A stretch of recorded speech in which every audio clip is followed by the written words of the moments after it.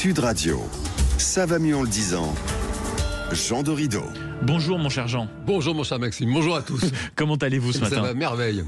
Et vous-même? Mais écoutez, on s'en sort pas mal. Docteur en psychologie, créateur du site hypnoseparis.com. Et cette semaine, vous avez décidé de revenir sur un phénomène. Puisque dans la nuit de mercredi à jeudi est arrivée la saison 5 de Stranger Things, une énorme série américaine sur la plateforme Netflix. C'est des millions de fans, mais alors des millions qui se sont jetés dessus. Expliquez-nous pourquoi, mon cher Jean, on est tout d'un coup accro aux séries. Alors, écoutez, mon cher Maxime, la raison est psychologique dans la mesure où le cerveau de l'être humain a besoin qu'on lui raconte des histoires parce que ça stimule cette faculté essentielle de l'homo sapiens qui est l'imagination. Déjà, nos ancêtres chasseurs-cueilleurs dessinaient des scènes de chasse sur les murs de leurs cavernes. Plus tard, avec l'apparition du langage, les conteurs font fureur. Le plus célèbre d'entre eux, c'est Homère, évidemment, qui racontait par cœur les milliers de vers de l'Iliade et de l'Odyssée. Et puis ça continue au 19e siècle avec les romans feuilletons publiés dans les journaux de l'époque, les mystères de Paris, d'Eugène Sue, voilà, ça passionne les foules. Alors évidemment, avec l'arrivée de la télévision, puis des smartphones et des plateformes de streaming, eh bien le genre de la série occupe tous les espaces avec parfois des succès complètement dingues. Les plus anciens, typiquement, se souviennent forcément de ça.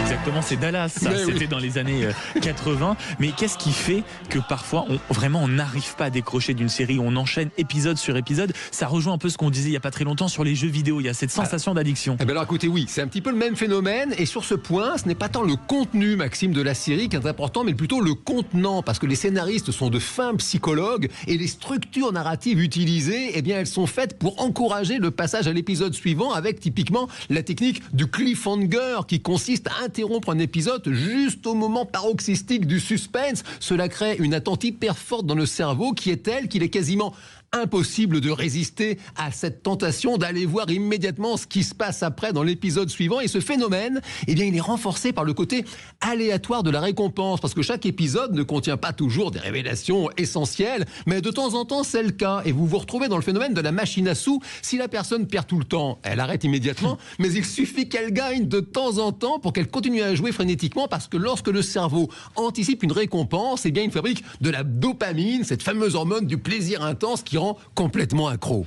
Et est-ce que, si je comprends bien, il ne faut pas quand même de temps en temps faire attention à ne pas devenir totalement accro à ce genre de phénomène? Alors oui, effectivement, vous avez raison. Attention au binge-watching à outrance. Vous savez, cette pratique qui consiste justement à passer des heures entières à enchaîner les épisodes. Les recherches montrent que cela est souvent lié au stress, à l'anxiété, même parfois à la dépression. Mais attention, ce n'est pas forcément un rapport de cause à effet. Et il est probable que des personnes qui ne vont pas bien finissent par trouver dans les différents univers des séries une espèce de refuge.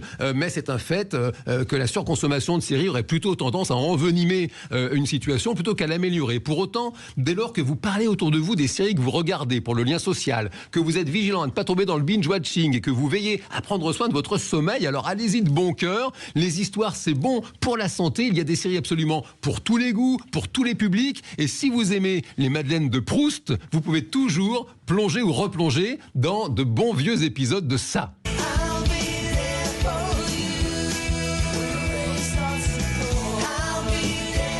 Série absolument mythique. L'autre jour, je crois que j'ai vu un chiffre, c'est encore une série qui génère 1 milliard par an. Oui. Et ce sont des acteurs qui avaient pensé à mettre un petit pourcentage sur leur contrat. Donc je vous laisse deviner habilement combien ça leur rapporte en ne faisant absolument rien. Merci beaucoup, mon cher Jean Dorido, d'avoir été avec nous ce matin. Il y a de la magie en vous. Je rappelle que c'est votre dernier livre publié chez Duno et on vous retrouve naturellement la semaine prochaine.